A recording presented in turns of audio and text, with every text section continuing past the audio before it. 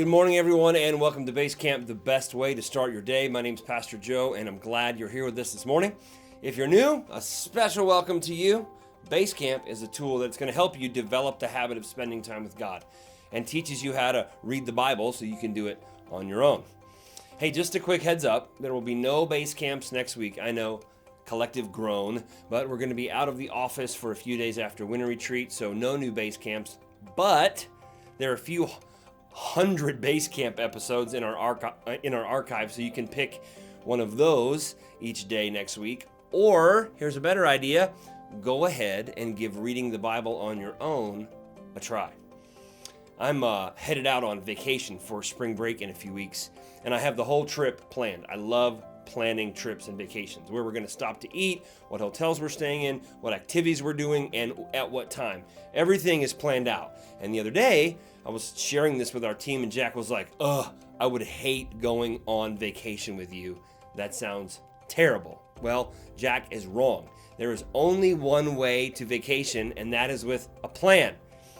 I like systems. That's just the way that God made me. They help me. So for just about everything in my life, I have a plan or a system, and reading my Bible is no different. So since we're not going to be doing BASECAMP next week, we want to encourage you to try daily devotions on your own. And maybe you might need to wake up a little bit earlier each morning to do so, but I'd encourage you to give it a try. Maybe you want to try and read the Bible all willy-nilly with no plan, like Jack on a vacation. But I would propose that's a terrible idea.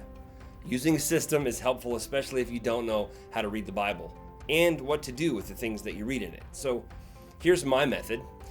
Feel free to use it or adjust it to fit your vibe, but my system or my method is called the 6 R's. And so I'm going to show you how I might do it. I'll just do it right along with you. Have Bible with me. And Jack, pick a book of the Bible. 1 John. 1 John. Give me a chapter. 4. 1 John 4. There are. I had to think about that for a minute. 1 John's way back here, and it's really small. There's Peter. Oh, there we go. 1 John. 1 John 4. Test the spirits. Here's what it says. Beloved, do not believe every spirit, but test the spirits to see whether they are from God. For many false prophets have gone out into the world. By this you know the Spirit of God. Every spirit that confesses that Jesus Christ has come in the flesh is from God. And every spirit that does not confess Jesus is from God and every spirit that does not confess Jesus is not from God. This is the spirit of the Antichrist, which you heard was coming and now is in the world already. Little children, you are from God and have overcome them. For he who is in you is greater than he who is in the world. They are from the world. Therefore they speak from the world, and the world listens to them. We are from God. Whoever knows God listens to us. Whoever is not from God does not listen to us. By this we know the spirit of truth and the spirit of error. Now, interestingly enough, Jack picked a little bit of a difficult text. So you might read that on any given morning and go, I don't know what John is talking about here. You might kind of key in on this idea that he's talking about that there are spirits in the world. And one is the spirit of God that's godly, and others are demons and of the devil. And sometimes people teach things that are of the devil. We've got to be careful. But maybe you don't know all that. Maybe it's hard. And so you're just looking through here, and what I really keyed in on when I was reading this, the thing that really popped out to me was when it says, He who is in you is greater than he who is in the world. That's 1 John 4:4. So I would start with the first R. And I would write, read. And just write down what I read. I read 1 John 4:1 through 6. And then I would go to the second one, which is rewrite. And I liked that verse that I mentioned to you, verse 4. And I would just write it exactly as it is in here. He who is in you is greater than he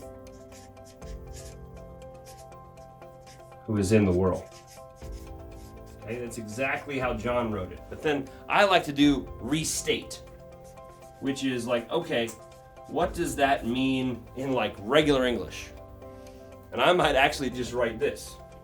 Jesus is the one who is in me, is greater than the devil, the one who is in the world. That's my main point, okay? Then I would go to relate. And this is just an area to journal. I might write a little something about how that matters to me today. Then I would respond, which is, like we learned about in our last base camp, using this text to pray. And I like to write out my prayers. I don't know about you, but that's one of the ways that I kind of stay focused. So I might write a quick prayer in the response section, asking God to help me remember that, or asking God to help me live out of that truth, to remember daily that if the Spirit of God lives in me, that there's power, and I don't have to listen or respond to or be controlled by evil spirits or by the devil. And then the last R is reach. Like, hey, who do I need to tell about this? Who do I want to talk to about this? Maybe somebody at school, maybe somebody in my life group, maybe I want to send a text and encourage somebody. And then that's it.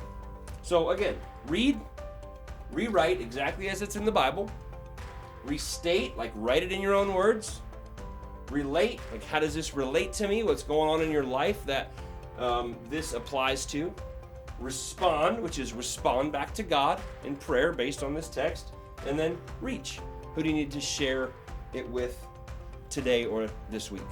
So while we're out and there's no base camp next week, give this a try. One of the challenges that Joe is going to be giving us at Winter Retreat is actually that one of the ways that we level up is by staying close to Jesus. One of the best ways to do that is by getting to know him in his word. So I feel like I've given you some tools the last couple days about prayer and Bible reading, so you have a method. But don't worry, Base Camp will be back soon. But only if you try the 6 R's method this week. If you don't, Jack and I will never produce another Base Camp ever again. And it will be all your fault. It's true. Just kidding. It's not true. We'll do Base Camp. See you later. Have a good day.